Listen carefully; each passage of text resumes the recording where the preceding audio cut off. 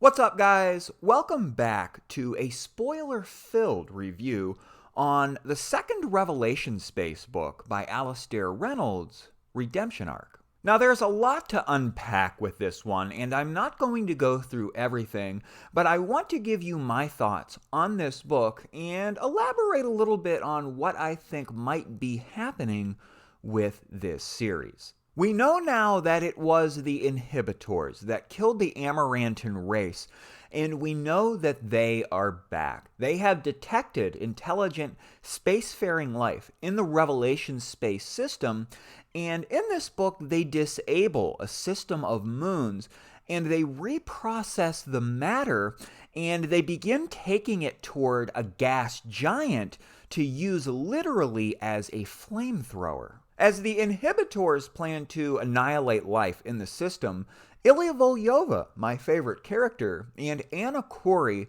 realize what's going on, and they set up a rescue mission to get everyone off of Resurgam and onto their spaceship, Nostalgia for Infinity. The other thing going on here of importance is that there's a battle going down for the cache weapons on Nostalgia for Infinity. Neville Clavane is making his play for those weapons. Skade is making her play for those weapons. And of course, Ilya Volyova plans to keep the weapons for herself to use the cache against the inhibitors. I liked this novel a lot, and I think that it is a better read than the first book, Revelation Space.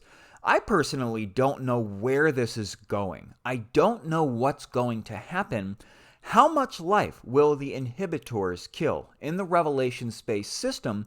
Will everyone die? I assume, friends, that some of the characters are going to make it, but it's a hard battle that they're going to have to fight. Now, we know that Neville Clavane and Falca are on Nostalgia for Infinity at the end of the book, and they land on a planet, a very interesting planet.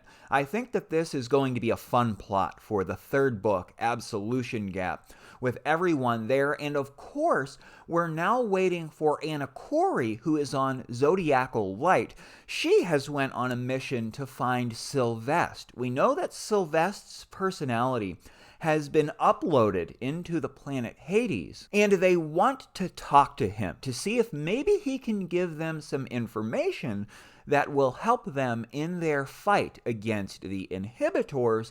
And Neville Clavane and Falca are waiting for them to come to the planet that they found for everyone to meet up for a rendezvous to talk about what they will do next. We find out in this one that Galliana was the creator of the conjoiners. She was the first conjoiner, and we know that the conjoiners can put thoughts in one another's heads. They communicate kind of telepathically, and I want more information on this plotline, and I also want more information on Neville Clavane. He's a very important player in this whole thing. And I've come to find out that in the short story collection Glacial, there's a short story called The Great Wall of Mars. And apparently this will give us some background on Falca and Neville Clavane and the conjoiners in general. And I'm going to read that collection because I want more on all the little things that are going on. We find out that Skade was part of a mission to Chasm City where she got some inertia suppression kind of scientific insight. And I want more on that. Of course, the spaceships in this installment can travel close to the speed of light.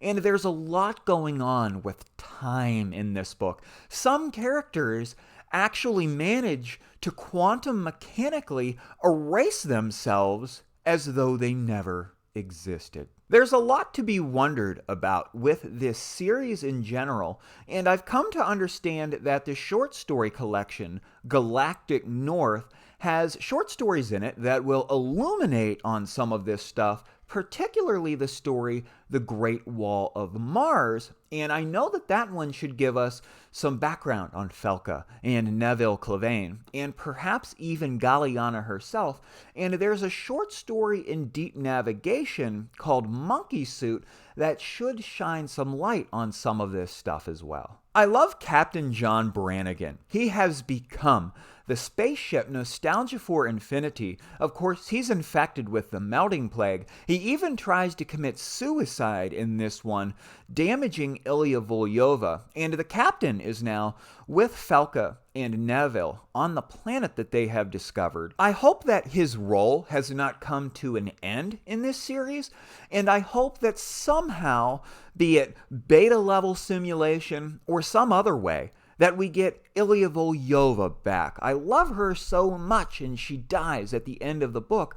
I just hope that somehow she manages to work her way back into the plot. We get an explanation for the inhibitors, and I'm not sure if I like the explanation.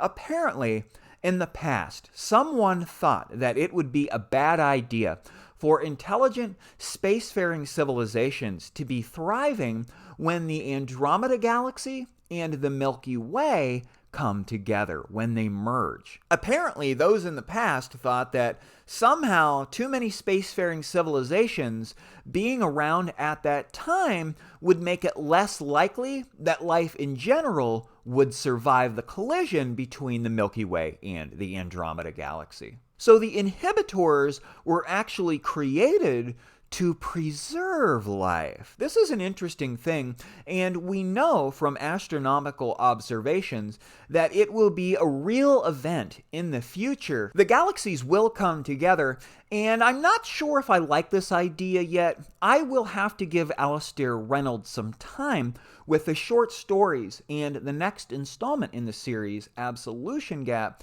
to elaborate on this a little further before I make up my mind on what I think about it. One more thing I'll mention before I summarize my thoughts.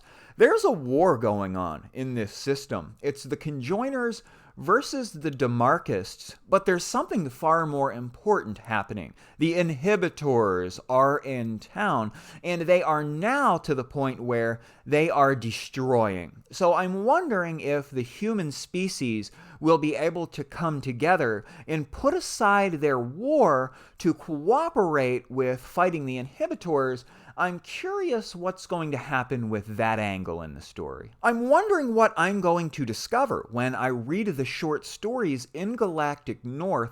I'm sure that I'll have a better appreciation. I'll have a better, fuller picture concerning what's going on. And I'm also very curious about what Sylvester is going to have to say when he finds out about what's going on. Of course, Sylvester is a cunning guy. I thought that he was out of the plot. I figured he would not come back up, but it appears as though in Absolution Gap, he will be back. I give this book an 8 out of 10 rating. I thought the pacing was better than Revelation Space. There was more suspense in this one for me. I loved the characters. I loved the development. I hope that Ilya comes back. I can't wait to go on with Captain John Branigan.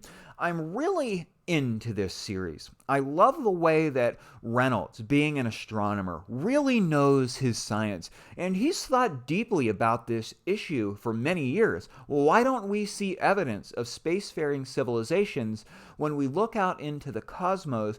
I think the theme of the inhibitors is utter brilliance by Reynolds. I like this book, and I cannot wait for Absolution Gap. Let me know what you all think in the comments. If you've read this book, if you've read something else by Reynolds, let me know. And let me know if you have a book recommendation for me on any other science fiction book or literature in general. Thanks for dropping by, guys. I'll see you next time.